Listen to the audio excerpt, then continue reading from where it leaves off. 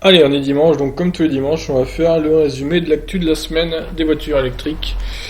On commence avec le Ford Mustang Mach-E, donc qui a été révélé dans la nuit de dimanche à lundi officiellement. On a vu quelques photos le vendredi avant, mais donc, du coup il a été révélé. Les tarifs, etc. ont été révélés, les photos, des couleurs en plus et tout et tout. Et c'est une bonne surprise, hein, ce Ford Mustang SUV électrique. Je vous laisse aller regarder la vidéo pour plus d'informations. Alors, mauvaise nouvelle, le lundi aussi, Auchan fait maintenant payer l'accès à ses bornes de recharge. Alors, a priori, pour l'instant, c'est pas dans tous les Auchan, mais il pourrait que ça se généralise, donc vérifiez avant de vous connecter à une borne chez Auchan, voir si elle est payante ou pas. Et c'est une mauvaise nouvelle quand même. Alors, vers un déplafonnement du malus automobile. Alors ça, c'est pas forcément une mauvaise nouvelle pour la voiture électrique, mais les voitures de luxe, genre Bugatti, Ferrari, Porsche et consorts, eh bien, elles pourraient avoir un malus déplafonné, c'est-à-dire un malus qui monte à 20 000, 25 000, 30 000 euros. Donc ça pourrait faire très très mal aux futurs acheteurs de ces voitures. Alors des infos sur la BM i4 qui devrait être lancée en 2021 pour concurrencer Tesla, donc avec pourquoi pas 80 kWh de batterie pour 600 km d'autonomie. Si c'est ça, bah, ça promet une voiture assez efficiente pour le coup. À voir ce que ça va donner. Alors la Formule 1 se met au défi d'atteindre une neutralité carbone en 2030, avec d'ici 2030 plus aucune pollution engendrée par la Formule 1. Bon, ça me paraît un peu gros, personnellement, mais bon, on verra bien. Hein. Parce que là, bon, en 2019, 250 000 tonnes de CO2 ont été rejetées quand même. Donc c'est pas gagné cette histoire. Une borne de recharge révolutionnaire à volant d'inertie en développement.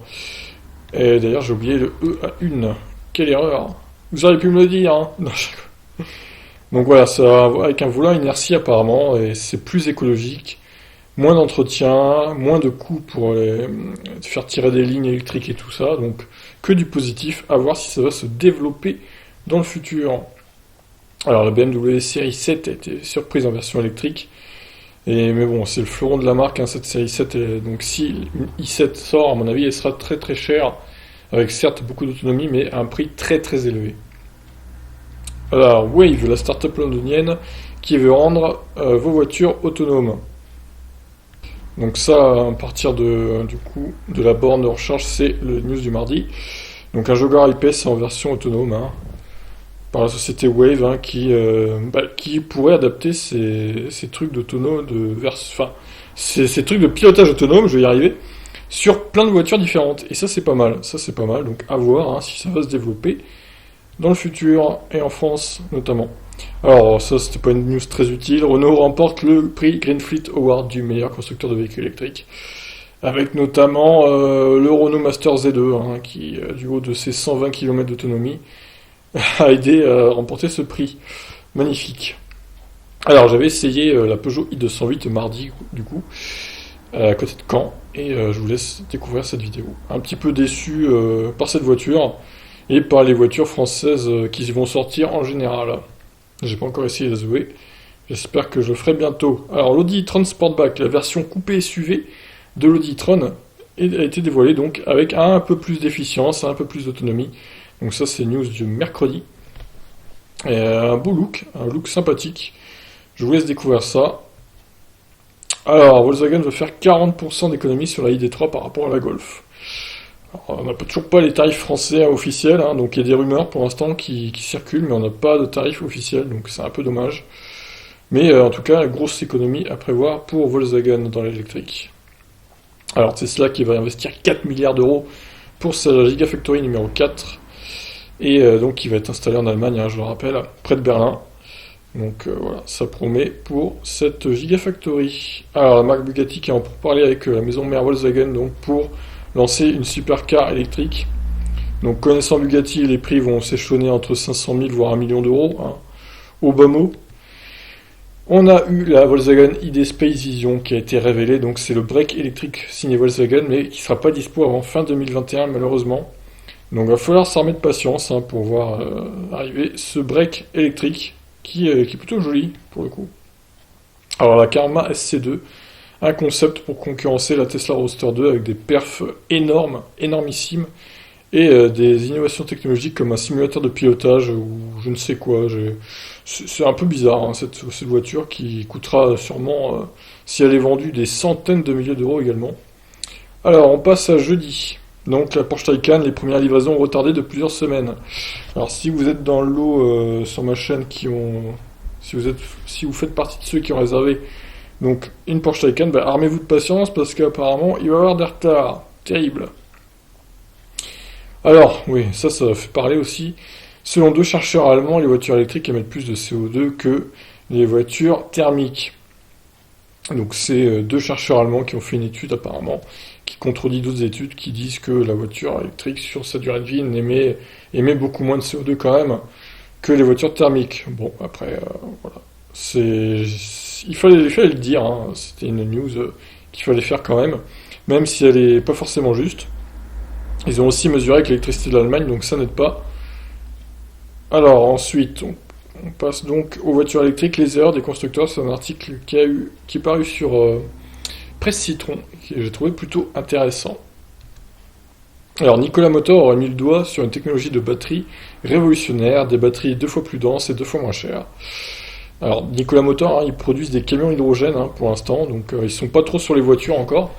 Mais si vraiment ils ont découvert une batterie révolutionnaire, ça pourrait changer la donne, ils pourraient se mettre tout à fait aux voitures, même s'ils pensent plutôt s'associer avec un grand constructeur plutôt que de se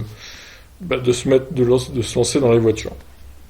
Écoutez, on verra bien, il veut présenter sa technologie courant 2020, voire fin 2020, donc à voir si c'est pas du pipeau ou quoi.